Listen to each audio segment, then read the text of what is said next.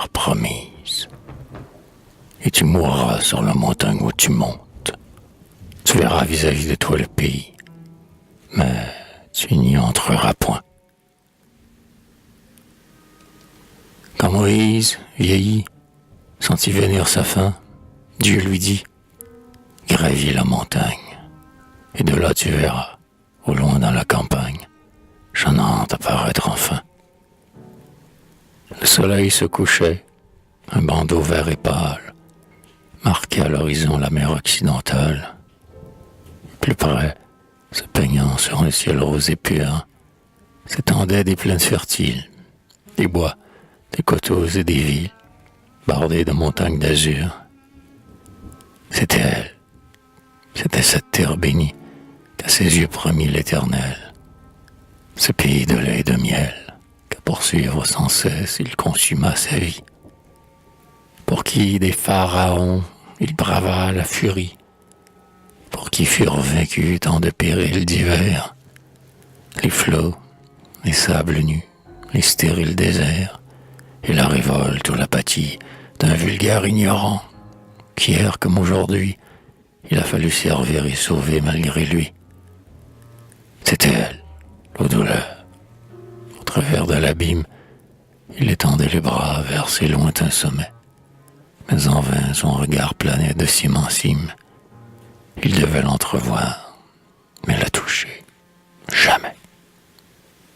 Pleure l'arrêt irrévocable, pleure, prophète infortuné, au regret amer qui t'accable, plus d'un mortel est destiné. Hélas, ton sort fut d'âge en âge, le sort du héros et du sage, de tous ceux qu'une haute et sublime raison élevait au-dessus du commun horizon, de ceux qui, dans la nuit, répandant leur lumière, au joug de l'ignorance ont arraché leurs frères, et vers un but plus noble, un univers plus beau, de leurs contemporains ont guidé le troupeau.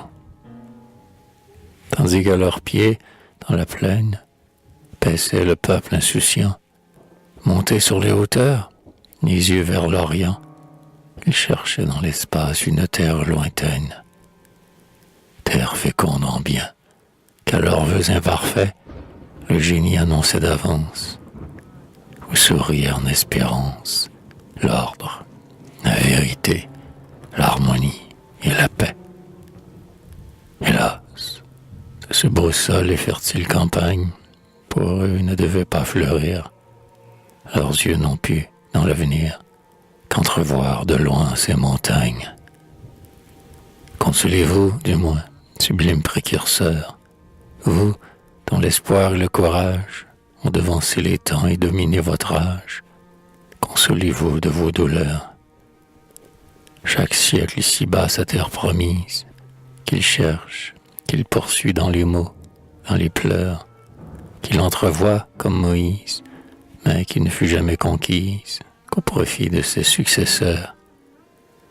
Nous la cherchons aussi, cette terre si belle, nous aussi, debout jour et nuit.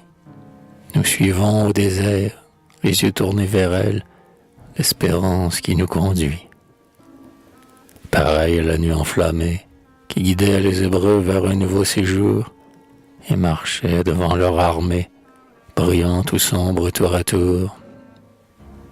Pour nous sont les travaux, les combats et les peines, les sables sans verdure et les rocs sans fontaine, la faim, le chaud, la soif, les tempêtes du ciel.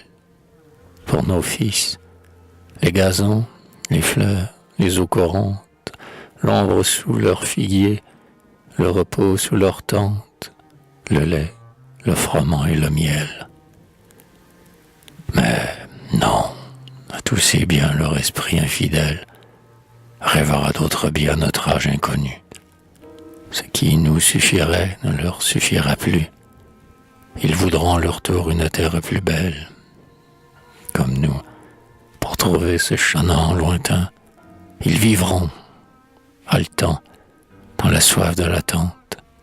Comme nous, ils mourront les bras tendus en vain, vers sa rive toujours fuyant.